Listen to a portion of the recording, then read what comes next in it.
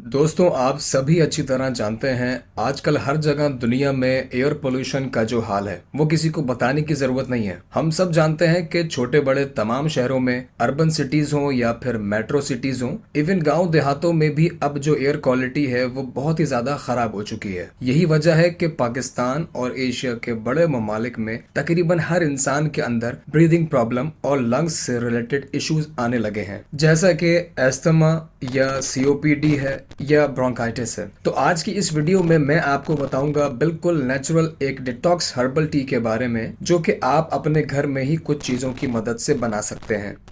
और ये टी आपके न सिर्फ लंग्स को डिटॉक्सिफाई करेगी बल्कि उसकी जो स्ट्रेंथ होती है उसको भी इंक्रीज करेगी, आपकी कैपेसिटी को भी बढ़ाएगी और लंग्स के अंदर जमा शुदा जो गंदगी होती है बलगम या टार की शक्ल में, अगर आप स्मोकिंग करते हैं तो इन सभी चीजों को क्लियर करने में आपकी काफी ज्यादा मदद करेगी। एक चीज मैं आपको बताना चाहूंगा दोस्तों, अगर आप हेल्दी रहना चाहते हैं और हेल्थ से रिलेटेड वीडियोस को देखना पसंद करते हैं या हेल्दी नुस्खों को अपनी जिंदगी में शामिल करना चाहते हैं तो हमारे इस चैनल को जरूर सब्सक्राइब करिएगा, क्योंकि इसी के हवाले से हम अपने चैनल पर आपके लिए वीडियोस बनाते हैं। तो चलिए आज की इस वीडियो को शुरू करते हैं। स्मोकिंग क्योंकि बहुत ही ज्यादा कॉमन हो गई है आजकल, तो स्मोकिंग के हवाले से ही बात शुरू करते हैं। वो लोग जो स्मोकिंग करते हैं या फिर वो लोग जो ऐसी जगह रहते हैं जहां बहुत ही ज्यादा पोल्यूशन है या फिर हमें कोई रेस्पिरेटरी इलनेस है जैसा कि एस्थमा, सीओपीडी, जिससे हमारे लंग्स वीक हो गए हैं। इन केसेस में क्या होता है कि जो हमारे एयरवेज होते हैं यानी जो हमारी सांस की नालियां होती हैं उनके अंदर अब बलगम जमा होना शुरू हो जाता है। ये बलगम धीरे धीरे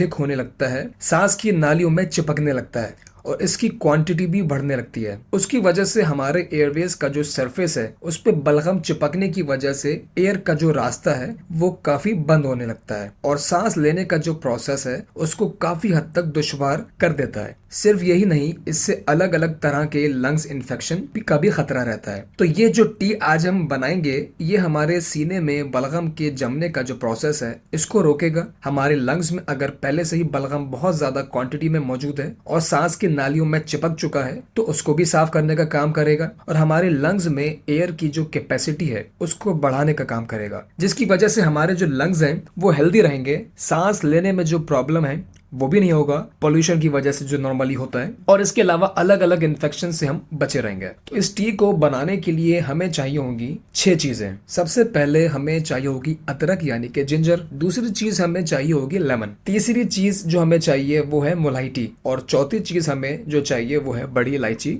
पांचवी चीज हमें चाहिए होगी हनी यानी कि शहद। और सबसे आखिर में हम लेंगे 3 या 4 पान की डंठल, डंडियां आप कह सकते हैं, यानी कि उसकी जो स्टेम्स होती हैं। इन इंग्रेडिएंट्स की मदद से आज हम इस टी को बनाएंगे। जिंजर जो होता है दोस्तों ये एंटी इन्फ्लेमेटरी होता है। इन इंग्रेडिएंट्स की मदद से आज हम इस टी को बनाएंगे। जिंजर जो होता है दोस्तों ये एंटी इन्फ्लेमेटरी होता है, हमारे जो लंग्स होते हैं उसके अंदर इन्फ्लेमेशन को कम करके कफ और कंजेस्शन को कम करने का काम करता है और ब्रीदिंग में हमारे लिए आसानी पैदा करता है। दूसरी चीज इसमें जो हम इस्तेमाल कर रहे हैं वो है मोलाइटी।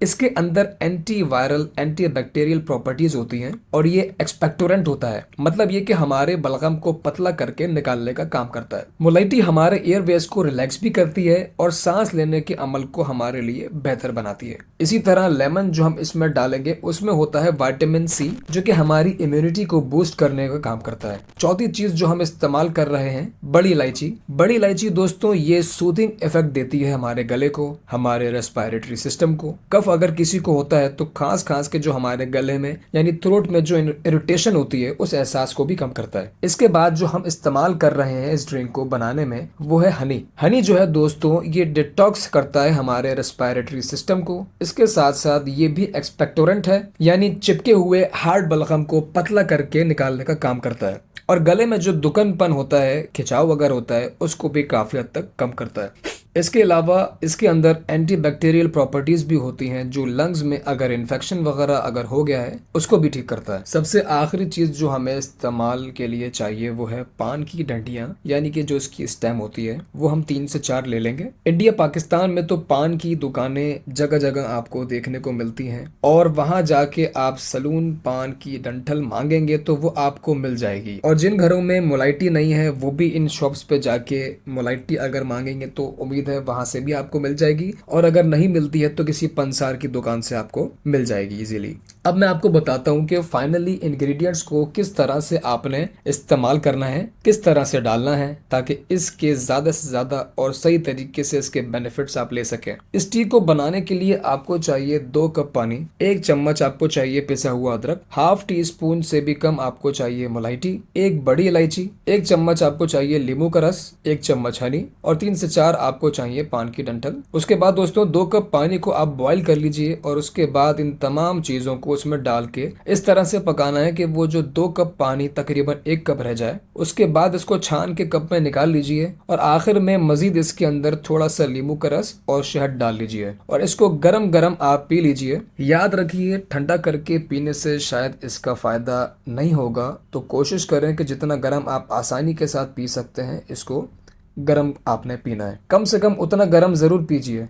इस चाय को आप दिन में 2 बार 8 से 10 घंटे के गैप से इस्तेमाल कर सकते हैं। ऐसा करने से आपके रेस्पिरेटरी सिस्टम को बहुत ज़्यादा फायदा होगा और आपके लंग्स डिटॉक्स होना शुरू हो जाएंगे। ये चाय किसी भी एज के लोग आराम से पी सकते हैं, लेकिन बहुत ज़्यादा छोटे बच्चों को नहीं देनी चाहिए। कम से कम 3 से 4 साल की एज से बड़े बच्चों को आप दे सकते हैं। उम्मीद करता हूँ आज की ये वीडियो आपको ज़रूर पसंद आई होगी, और जिन लोगों ने ये चाय बना के पी है वो कमेंट करके ज़रूर अपना एक्सपीरियंस शेयर किए। इंशाल्लाह आपसे मिलते हैं नेक्स्ट वीडियो में। अल्लाह हाफिज़।